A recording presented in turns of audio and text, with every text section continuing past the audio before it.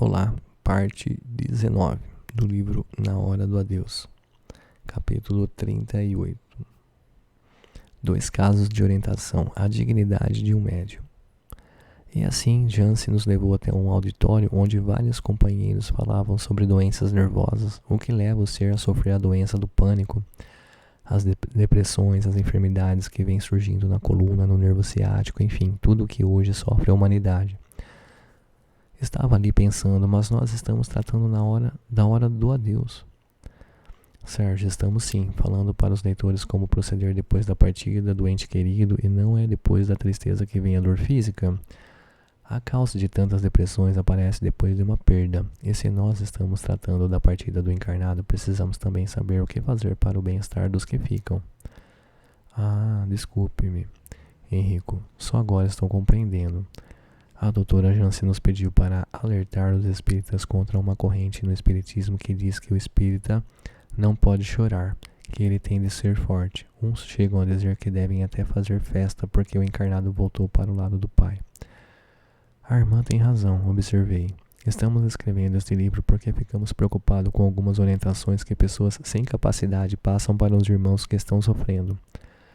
Dizer a uma mãe para não chorar diante do corpo inerte de um filho é como dizer a um botão de rosa, não se abra, não perfume o jardim.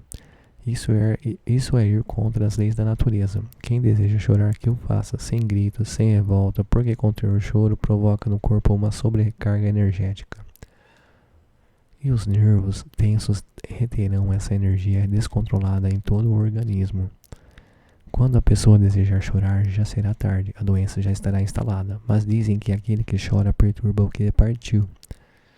Os espíritas têm de compreender que o mundo espiritual obedece disciplinadamente à lei do amor e ninguém é desamparado quando retorna à espiritualidade. Todos os que chegam são resguardados dos fatos terráqueos, principalmente dos referentes às lamentações e ao desespero dos que ficam. É muito errado dizer a quem deseja chorar que se cale. Um coração repleto de amor e saudade jamais fará mal algum a quem partiu. Não sei, mas fazer festa é demais, retruquei. Será que há mesmo quem o faça? Inquiriu Pamela. Não sei, mas que existe muito maluco, isso existe, falei. Chorar de saudade é o mesmo que plantar uma árvore e esperar o momento da colheita. Demora tanto para o coração secar, a tristeza e as lágrimas são o grito da saudade do coração. Luiz, é bom que você coloque no seu livro as orientações para daqueles que ficam, recomendou-me Jansen. É o que nós estamos tentando, não é mesmo, turma? Irmã, esclareceu Henrico. A cada dia diante de nós surgem vários fatos que julgamos não acontecerem, mas que estão ocorrendo não só em outras religiões como na espírita. Os que ficam não sabem como proceder, se gritam, se choram, se saem por aí em busca de mensagem ou se esquecem de vez o ente querido. O bom seria, continuou Henrico, que todos orassem com o coração repleto de saudade, mas que acendessem a tocha da caridade no caminho daquele que partiu. Que as mães que se separam de seus filhos olhassem os filhos de outras mães e não os deixassem famintos e maltrapilhos, que dessem um pedaço de pão ou uma cesta de alimentos a quem precisa, em vez de ficarem pelos cantos da casa rememorando os momentos passados. Que procurem um templo religioso onde encontrarão consolo, que não busquem um remédio somente, mas que encontrem o mais rápido possível uma ocupação. Jansen, como a irmã passa as orientações aos seus médios? Como deve proceder o orientador espírita diante daquele que vai em busca da casa espírita? Interroguei. Vamos assistir a um filme e verá o que fazemos. No filme, Maria Rita, muito triste, buscava a orientação de Alice em um centro espírita. Boa noite, irmã, cumprimentou a Alice. Boa noite, repetiu Maria Rita. O que atrasa a nossa casa? Desculpe minhas lágrimas, mas estou sofrendo muito. Perdi meu filho, respondeu Maria Rita, chorando. Perdoe-me, a irmã não perdeu seu filho, ele está vivo, só mudou de plano. Quando as lágrimas benditas de uma mãe saudosa são orvalhos no caminho do filho. Posso chorar então? Não irei prejudicá-lo?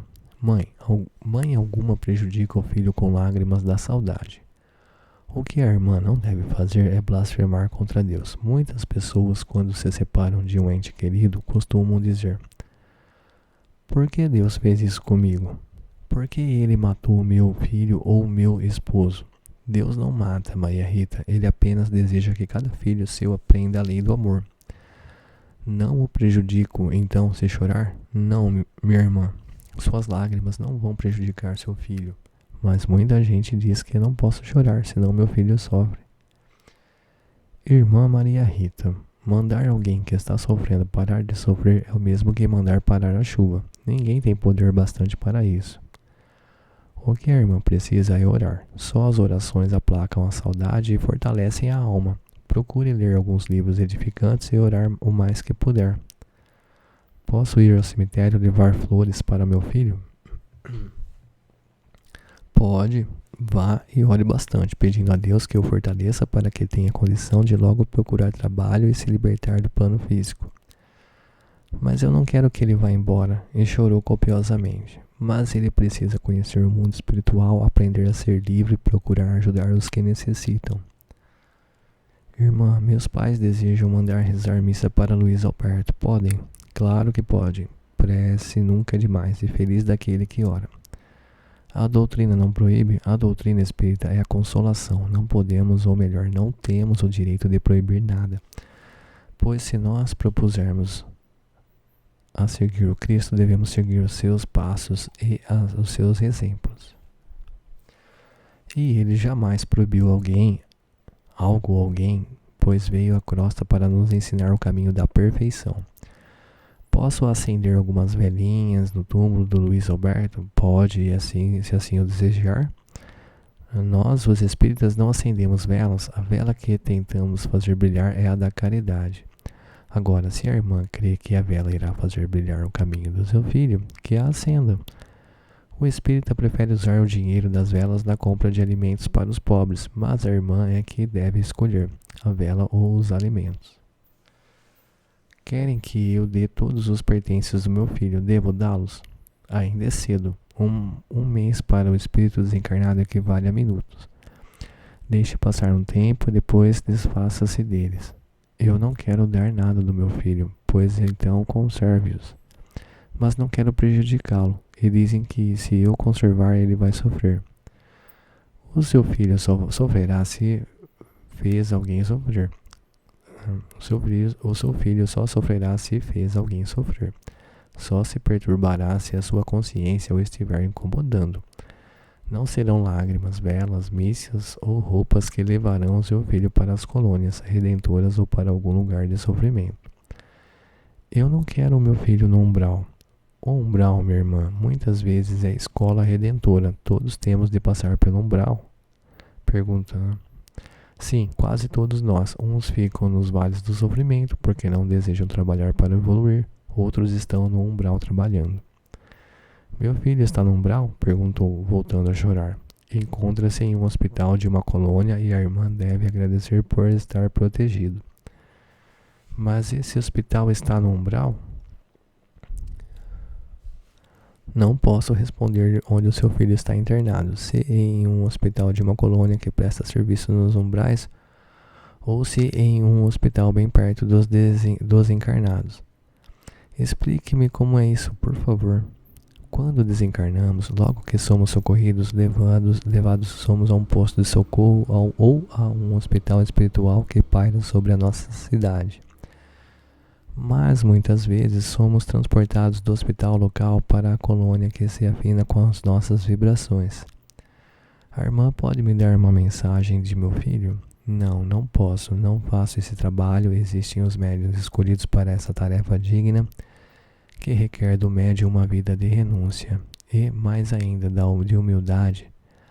Quem procura um médium que seja porta-voz dos recém-desencarnados, assim o faz por se encontrar em desespero, e nenhum médium consciente do seu dever pode brincar com algo tão sério. Após quanto tempo pode o espírito mandar mensagem? Depende se quando encarnado ele levou uma vida digna e também muitas vezes do estado em que ficou seu corpo físico na hora do desencarne. Mas conheço uma mãe que recebeu mensagem uma semana após o desencarne do filho. Como dissemos há pouco, depende do espírito. Se quando encarnado ele era espiritualizado, pode dar mensagem logo, mas é dificílimo isso acontecer. Geralmente o espírito passa por um hospital onde recebe orientação e socorro. As famílias devem prevenir-se para não sofrer decepções. Infelizmente, ainda há encarnados que julgam que quem desencarna vira santo. Na doutrina espírita, isso não pode acontecer, pois bem sabemos que o perispírito é a veste do espírito e se ele estiver em má condição, como pode o espírito se apresentar em lugares celestes? Ele se sentirá como um homem mau vestindo em uma casa de luxo.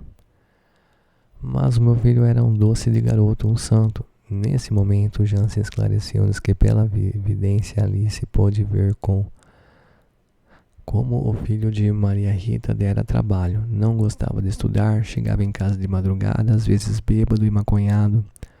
Só vivia em turma, enfim, era um anjo para ela, porque para muitas mães e filhos não tem defeito. Mas Alice se calou, sua mediunidade equilibrada não lhe dava o direito de fazer sangrar a ferida daquele coração de mãe.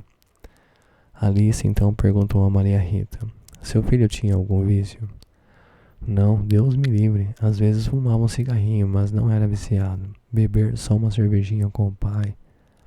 Meu filho era mesmo um santo, mas a irmã tem de orar por ele. Tendo partido muito cedo, ele não compreende ainda o que aconteceu.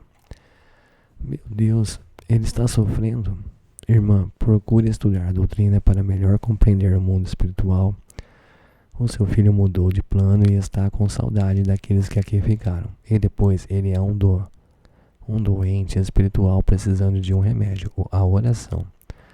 Como seu filho, existem muitos, pois hoje as famílias criam os filhos para o mundo e não para Deus. Os jovens pronunciam o nome de Deus, mas poucos sabem o que ele faz por nós e quais são as nossas obrigações para com ele. Muitos jovens julgam que jamais envelhecerão e dizem estar aproveitando a vida intensamente. E aí que está o erro. Todos nós estamos no plano físico de passagem. Todos vêm aqui cumprir uma tarefa e infeliz daquele que nada faz de bom. Por que meu filho morreu tão jovem? Infelizmente não sei, mas hoje muitos jovens estão abusando da sua juventude. Correm demais nos veículos, abusam do sexo, das drogas, das bebidas alcoólicas. Poucos hoje não se perdem na estrada do desespero à droga. Graças a Deus meu filho era um anjo. Alice ainda disse algumas coisas, depois orou e encerrou a orientação. Jansen, olhando-nos firmemente, disse: feliz do homem que multiplica seu talento, infeliz daquele que brinca com o sentimento dos outros. Como vimos, uma médium soube exercer a sua mediunidade com Jesus. Agora veremos outro filme, onde será retratada uma médium sem estudo doutrinário. Assim projetou-se o filme onde Álvaro procurava Solange, orientadora de uma casa espírita. Boa noite, cumprimentou Álvaro. Seja bem-vindo. O que está acontecendo? Está mal, hein? Sei disso, por isso estou aqui. Ando triste e infeliz. Sorte a sua ter chegado aqui. Se demorasse mais, não sei o que iria acontecer. Meu Deus, então estou pior do que pensava, exclamou Álvaro apavorado. Você está péssimo, precisa urgentemente se submeter a um tratamento desobsessivo. Ninguém pode imaginar como os obsessores atuam sobre as pessoas. Logo que o vi, pude constatar como o irmão está sofrendo, mas eu estou aqui buscando consolo. Estou sabendo, tanto é que hoje mesmo o irmão vai tomar um passe especial. A saudade, a dor no peito de tristeza, isso é obsessão? Claro, você nem imagina o que ela faz. Mas eu nunca fui triste, estou assim após a partida da minha querida mãe, o meu anjo protetor. Mas espero logo superar a sua ausência. Solange levou um susto, ajeitou-se na cadeira e depois falou: você tem razão. Depois do passe especial, o irmão vai melhorar. E por que esses espíritos estão ao meu lado? Sou religioso, cumpridor dos meus deveres, ótimo pai, amigo dos meus filhos, companheiro leal da minha esposa. A não ser pela morte da minha mãe, sou o homem mais feliz da terra. Mas hoje o irmão não está bem e eles aproveitam esses momentos para se aproximar. Álvaro olhou-a com uma cara e ela, meio sem graça, completou: Bem, irmão, tome o passo e volte a me procurar na próxima semana. E minha mãe, como está? Posso ter notícias dela? Coitada da Solange, sua vidência era tão pouca que mal sabia o que estava ocorrendo à sua frente com os olhos físicos.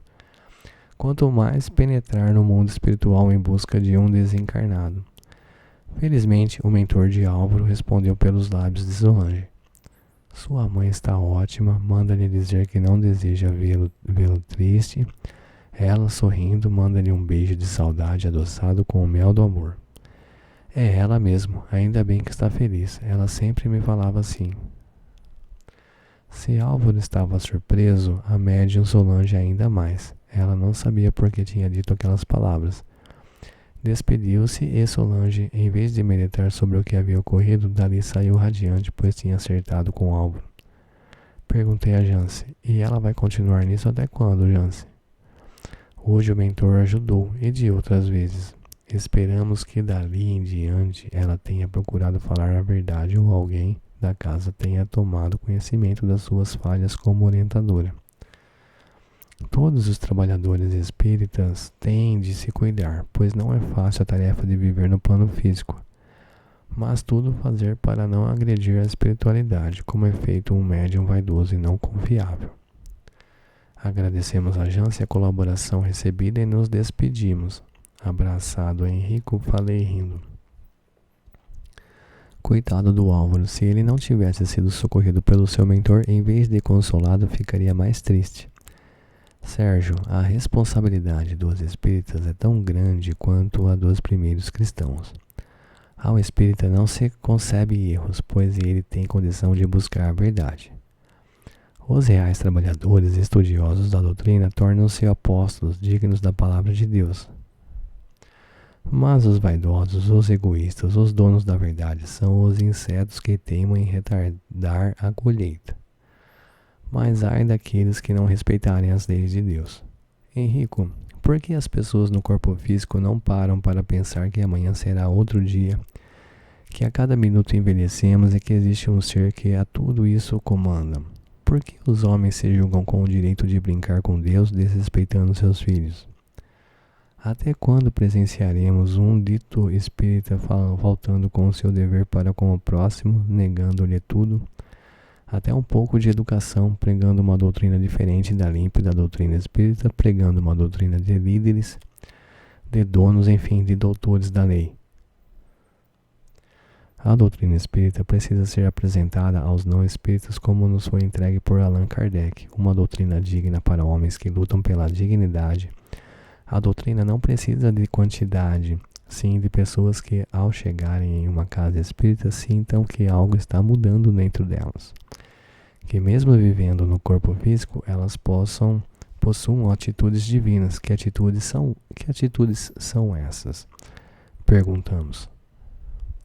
Amar a Deus sobre todas as coisas e ao próximo como a nós mesmos. Nunca ameaçar a felicidade e a tranquilidade do próximo.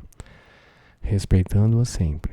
Nunca brincar com os espíritos, mesmo não os enxergando. Devemos respeitá-los. Lembrar sempre que a casa espírita não é uma empresa onde existe competição. Na casa espírita todos são operados de Jesus.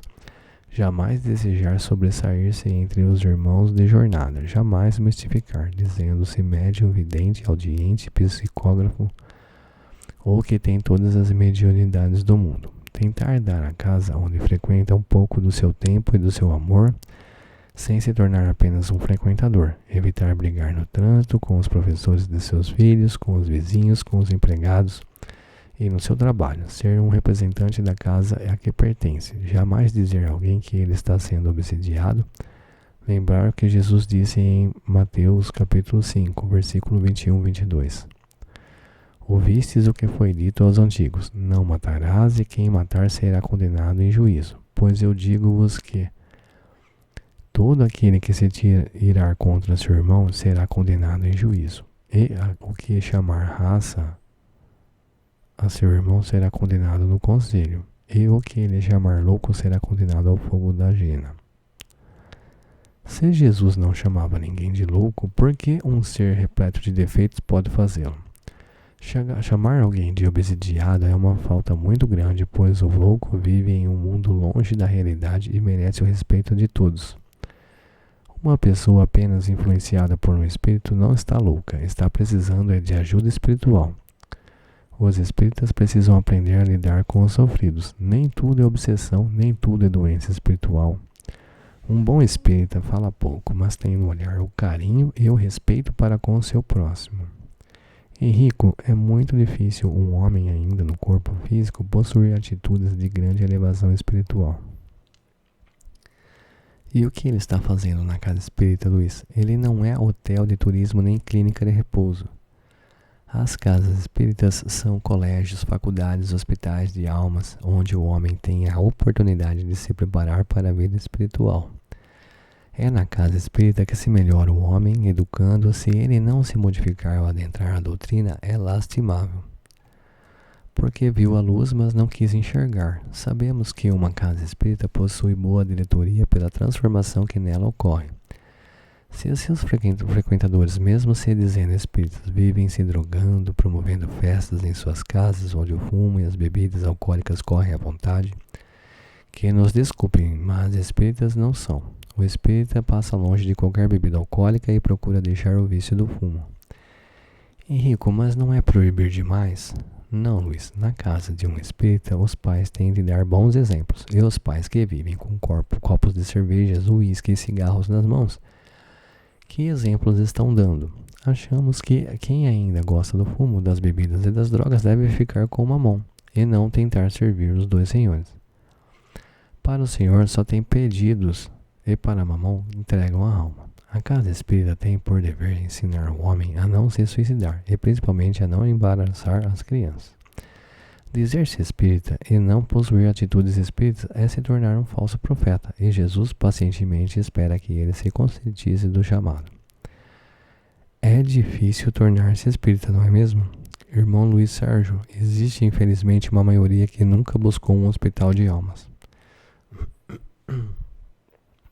Que são os exemplos, seja que rótulo tenham. Achamos que aquele que não deseja mudar, que não deseja ter um encontro com Deus, que se lembra de Jesus Cristo somente na Semana Santa, esse deve dizer que é ateu, que em nada crê. Agora, viver a vida física longe dos ensinamentos do Evangelho, fazendo o próprio lar uma cantina de bebidas, os ditos bares caseiros, dando festas mundanas, não educando os filhos nas fileiras do Evangelho. E sair por aí dizendo que é espírita que frequenta tal casa é ser pobre demais de amor. No seu egoísmo, na sua vaidade, nem está percebendo o mal que está fazendo. A doutrina espírita que diz pertencer por jamais ter procurado o remédio da reforma íntima. É mesmo, Henrico. Confesso-me cansado diante dessas atitudes e às vezes envergonhado, porque infelizmente existem os que dizem gostar muito dos meus livros, mas nem por isso procuram viver a doutrina na sua magnitude. Acho lindo alguém dizer que me conhece, que é meu amigo, mas nem por um instante para pensar o quanto está me preocupando e me fazendo triste, porque, como diz Francisca Teresa, como posso desfrutar do paraíso se sei que alguns pedaços da minha alma caminham por uma estrada árida e sem Deus? Perdoe-me, Luiz, não queria entristecê-lo. Não, amigo, é que nós espíritos enxergamos mais além e por isso às vezes somos até cri-cris repetindo tanto esse assunto. No nosso caso, sentimos muito por aqueles que só adentraram a doutrina e até hoje nada fizeram por ela. Bem, agora vamos buscar os outros irmãos e dar uma chegada até outro campo da saudade. E aqui eu encerro a parte 19. Até a próxima.